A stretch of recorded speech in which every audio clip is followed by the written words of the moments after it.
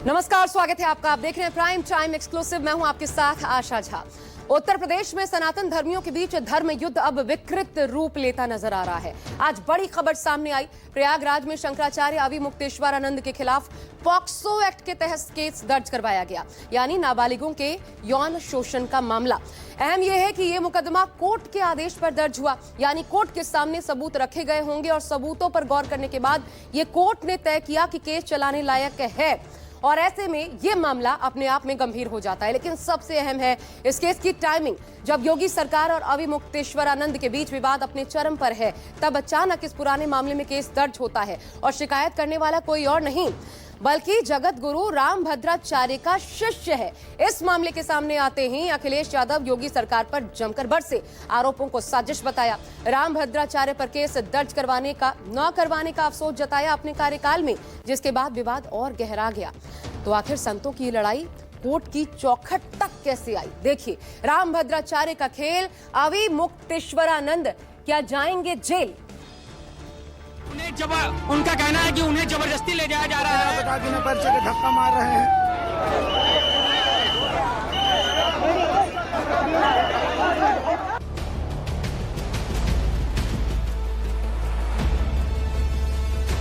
एक अविमुक्तेश्वरानंद है जिन्होंने नाबालिग बच्चों के साथ कुकर्म किया है। उनके लेकर हम लोगों ने थाने से लेकर पुलिस विभाग, फिर माननीय न्यायालय में हम लोगों ने याचिका दाखिल किया था। ये सरकार की दूषित मानसिकता उजागर कर रही है। वो हमारे शंकराचार्य हैं। नीच आरोप लगाए जा रहे हैं, धर्म को अपमानित किया जा रहा है, हमारे शंकराचार्य जी को अपमानित किया जा रहा है। राजनीति धर्म से नियंत्रित होना चाहिए। कह रहे ये तो हिस्ट्री सीटर है, यही कालनेमी है, अंदर से कुछ और है, बाहर से कुछ और दिखा रहा है। हमने कभी आदरणीय पूजनीय रामभद्राचार्य जी पर 420 का मुकदमा था, वो वापस दिया। मुझे उन्हें जेल भेज देना चाहिए था। अखिलेश यादव सरकार में रहते जो न कर पाए, उसे लेकर अखिलेश को आज पछतावा क्यों? अखिलेश को क्यों लगता है कि उन्हें जगत गुरु रामभद्राचार्य को जेल भिजवा देना चाहिए? तो इसकी वजह अब शंकराचार्य अविमुक्तेश्वरानंद सरस्वती पर पॉक्सो एक्ट में दर्ज एफआईआर है, जिसने उत्तर प्रदेश की राजनीति में सियासी पारा हाई कर दिया है। और इसके केंद्र में दो हिंदू धर्मगुरु हैं। एक तरफ शंकराचार्य अविमुक्तेश्वरानंद सरस्वती, तो दूसरी तरफ जगत गुरु रामभद्राचार्य, जिनके एक शिष्य की शिकायत पर अविमुक्तेश्वरानंद पर पॉक्सो एक्ट के तहत एफआईआर दर्ज हो गई। शंकराचार्य अविमुक्तेश्वरानंद सरस्वती पर एफआईआर प्रयागराज के झूंसी थाने में दर्ज हुई। एफआईआर कोर्ट के आदेश के बाद दर्ज की गई, जिसमें अविमुक्तेश्वरानंद सरस्वती पर कई गंभीर आरोप लगाए गए।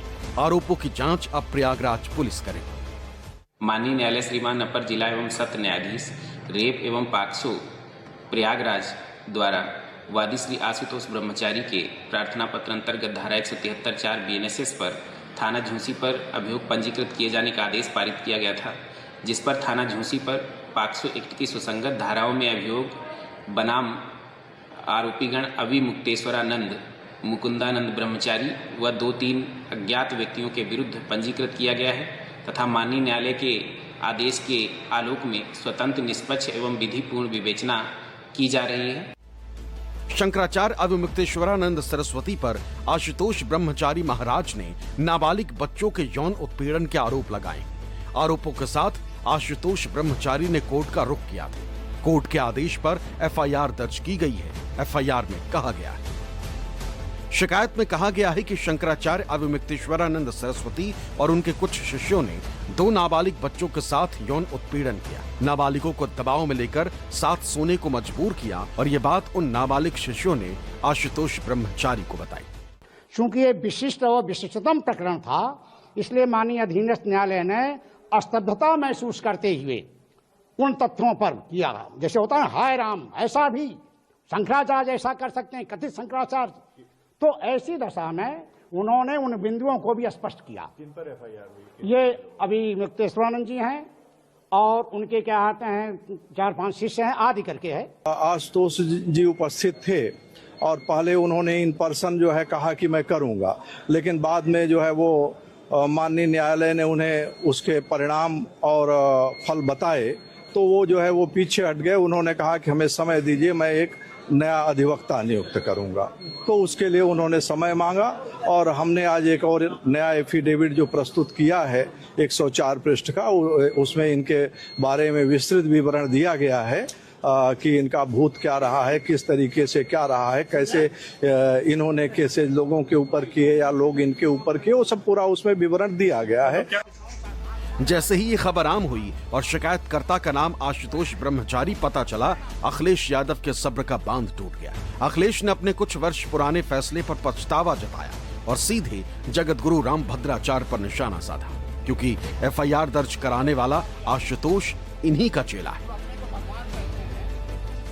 शंकराचार्य जी को बताओ, अपमानित करने के लिए कहां से ढूंढ के लाए, किसको ढूंढ के लाए? हालांकि आदरणीय, पूजनीय, सम्मानित आदरणीय राम भद्राचार्य जी के बारे में बोलना नहीं चाहिए कुछ भी, लेकिन अगर उनका चेला है ये, अगर उनका ये चेला है तो मुझसे गलती हुई है। हमने कभी आदरणीय पूजनीय राम भद्राचार्य जी पर 420 का मुकदमा था, वो वापस लिया था। मुझे उन्हें जेल भेज देना चाहिए था। शंकराचार्य अविमुक्तेश्वरानंद पर एफआईआर ऐसे समय दर्ज हुई है जब अविमुक्तेश्वरानंद सुर्खियों में। विपक्ष का आरोप है कि उन्हें टारगेट करके फंसाया जा रहा है। हालांकि अखिलेश के निशाने पर जगतगुरु रामभद्राचार्य। परम पूज्य शंकराचार्य जी के ऊपर जो इस तरीके के एलिगेशंस लगाए जा रहे हैं, आरोप लगाए जा रहे हैं, मैं समझता हूं कि ये सरकार की दूषित मानसिकता उजागर कर रही है। वो हमारे शंकराचार्य हैं और लगातार सरकार उनका अपमान कर रही है। पहली बार ऐसा हो रहा है कि शंकराचार्य जी की डिग्री मांगी जा रही है, और ये तो बीजेपी का ऐसा है, जो इनकी पार्टी में आ जाता है वो तो वॉशिंग मशीन है बीजेपी, वहाँ आके तो सब पवित्र और शुद्ध हो जाते हैं और क्लीन चिट मिल जाती है, और जो लोग दूसरे दल में होते हैं उन पे तमाम तरीके की चीजें लपेटने के लिए करते ही हैं। और एक शंकराचार्य के ऊपर इस तरह का आरोप लगाना बिल्कुल ही अनुचित है, और पता नहीं कितने 20 साल पुराना या कहाँ की चीजें पैदा कर देते हैं, तो ये बिल्कुल ही अनुचित है। आशुतोष ब्रह्मचारी की शिकायत पर एफआईआर दर्ज हुई तो दूसरी तरफ अविमुक्तेश्वरानंद ने भी क्रॉस केस की तैयारी कर ली, जिनका आरोप है कि उन पर एफआईआर दर्ज कराने वाला आशुतोष ब्रह्मचारी तो खुद हिस्ट्री शीटर है। लेकिन आशुतोष ब्रह्मचारी कहते हैं कि वो जवाब देने के लिए तैयार है। एक अविमुक्तेश्वर है जो जिन्होंने नाबालिग बच्चों के साथ कुकर्म किया है, उनके लेकर हम लोगों ने थाने से लेकर पुलिस विभाग, फिर माननीय न्यायालय में हम लोगों ने याचिका दाखिल किया था। माननीय न्यायालय ने उसमें हमारा फैसला सुरक्षित रख लिया है, जिसके क्रॉस केस बनाने के लिए और दबाव बनाने के लिए, ताकि हम मुकदमा वापस ले लें, इनसे डर जाएं, ऐसा उन्होंने हमारे खिलाफ एक परिवाद प्रार्थना पत्र दाखिल किया था। और दाखिल करने के बाद माननीय न्यायालय ने हमें सुनने का अवसर दिया है। अभी उनका परिवाद दर्ज नहीं हुआ है। जब मुकदमा दर्ज होगा तभी तो उसमें आगे की जो प्रक्रिया है, जांच की, गवाही की, वो सब पूरी हो सकेगी। तभी तो जो फर्जी मुकदमा बना करके हमारे ऊपर दायर किया गया है उसकी सच्चाई सबके सामने आएगी। तभी ऐसा काम करने वाले जो लोग हैं वो दंडित हो सकेंगे। तो इसलिए आवश्यक है, हम यही कहना चाहेंगे कि न्यायालय लंबा समय न लगाते हुए इस पर थोड़ी सी द्रुत गति से काम करे, क्योंकि बहुत सारे लोगों की निगाह इस पर लगी रहेगी। तो जल्दी से जल्दी इस पर गवाही साखी करे और निर्णय करे। शंकराचार्य अविमुक्तेश्वरानंद सीधे तौर पर किसी का नाम तो नहीं लेते, लेकिन इशारों में वो जरूर कह रहे हैं कि उन पर एफआईआर प्लानिंग के तहत कराई गई है और आशुतोष ब्रह्मचारी को मोहरा बनाया गया। पीछे कौन है? क्या अविमुक्तेश्वरानंद जगतगुरु रामभद्राचार्य का जिक्र कर रहे हैं? क्योंकि अखिलेश यादव ने रविवार को प्रेस कॉन्फ्रेंस के दौरान जिस तरह का पछतावे का जिक्र किया, उससे तो यही इशारा मिलता है। शंकराचार्य जी को बताओ, अपमानित करने के लिए कहां से ढूंढ के लाए, किसको ढूंढ के लाए? हालांकि आदरणीय, पूजनीय, सम्मानित आदरणीय राम भद्राचार्य जी के बारे में बोलना नहीं चाहिए कुछ भी, लेकिन अगर उनका चेला है ये, अगर उनका ये चेला है तो मुझसे गलती हुई है। हमने कभी आदरणीय, पूजनीय राम भद्राचार्य जी पर 420 का मुकदमा था, वो वापस लिया था। मुझे उन्हें जेल भेज देना चाहिए था। शंकराचार्य अविमुक्तेश्वरानंद पर दर्ज हुई एफआईआर को लेकर राजनीति क्यों शुरू हुई? तो वजह आशुतोष ब्रह्मचारी। जिनकी एक तस्वीर को लेकर समाजवादी पार्टी ने सवाल उठाए। इस तस्वीर में आशुतोष ब्रह्मचारी प्रदेश के डिप्टी सीएम ब्रजेश पाठक के साथ हैं। वहीं एक दूसरी तस्वीर में वो राम भद्राचार्य से आशीर्वाद लेते हुए दिखाई दे रहे हैं। ऐसे में डिप्टी सीएम के साथ तस्वीर को लेकर कांग्रेस को सरकार पर ही सवाल उठाने का मौका मिल गया। स्वामी अभिमुक्तेश्वरानंद जी जो जगत गुरु पूज्य परम पूज्य शंकराचार्य हैं, जिस तरीके से उनके साथ राजनीतिक रूप से और व्यक्तिगत रूप से अब शत्रुतापूर्ण व्यवहार किया जा रहा है, वो कठोर रूप से निंदनीय है। स्वामी अभिमुक्तेश्वरानंद जी के खिलाफ इस तरीके के नीच आरोप लगाए जा रहे हैं, धर्म को अपमानित किया जा रहा है, हमारे शंकराचार्य जी को अपमानित किया जा रहा है, और ये सब राजनीतिक शत्रुतापूर्ण व्यवहार जो भारतीय जनता पार्टी और उनके लोग कर रहे हैं, इसका खामियाजा उन्हें भुगतना पड़ेगा। सनातन धर्म ये अपमान नहीं सहेगा। शंकराचार्य अभिमुक्तेश्वरानंद पर जो आरोप लगे हैं, उनमें कितनी सच्चाई है या फिर पूरा केस ही झूठा है, इसका पता तो जांच के बाद ही चलेगा। लेकिन एफआईआर को लेकर शुरू हुई सियासत पर धर्माचार्यों की अपनी राय, जो नहीं चाहते कि धर्म को राजनीति से कंट्रोल किया जाए। राजनीति धर्म से नियंत्रित होना चाहिए। जब राजनीति अनियंत्रित हो जाती है तब ऐसी घटनाएं होती हैं। इसलिए नीति शब्द का जो अर्थ है उसका धर्म है। जिस राज्य को नीति पूर्वक संचालित किया जाता है उसे राजनीति कहते हैं। मैं कहता हूं प्रशासन से कहीं कोई गलत किया हो तो उसके ऊपर कानून कार्रवाई प्रशासन कोर्ट उसको जरूर करे, उसमें हमारा कोई विरोध नहीं।